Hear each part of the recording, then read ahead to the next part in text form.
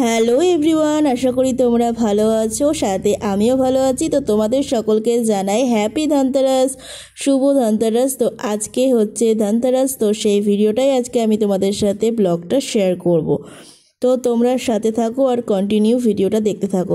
আবারও অনেক দিন পর তোমাদের সাথে একটা ভিডিও শেয়ার করছি, ব্লগ ভিডিও শেয়ার করছি। তাছাড়া তো মিনি ব্লগই শেয়ার করা হয় তোমাদের সাথে।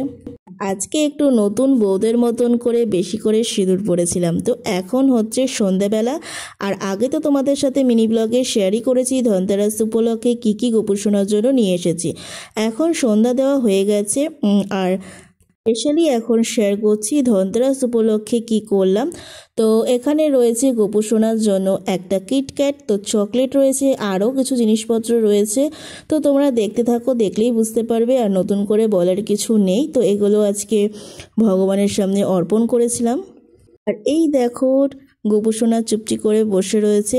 আর এখানে আমি সাজিয়ে নিয়েছি যেসব জিনিসগুলো স্পেশালি লাগবে, শালু কাপড়ের মধ্যে করে নিয়ে তারপরে আমি আমার স্পেশালি লকারে বা যেখানে টাকা পয়সা থও, তো সেই জায়গায় রেখে দেবে। তোমরাও ট্রাই করতে পারো। তো এটা আমি ফার্স্ট টাইম করলাম। আর এখন গোপু সোনাকে চকলেটটা দিয়ে নিচ্ছি, আর তারপরে করব আরতি।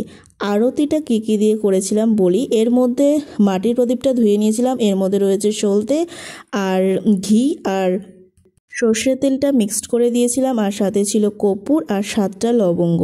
তো একসাথে দিয়ে এখন এটা জ্বালিয়ে আরতি করব গোপু সোনার সামনে।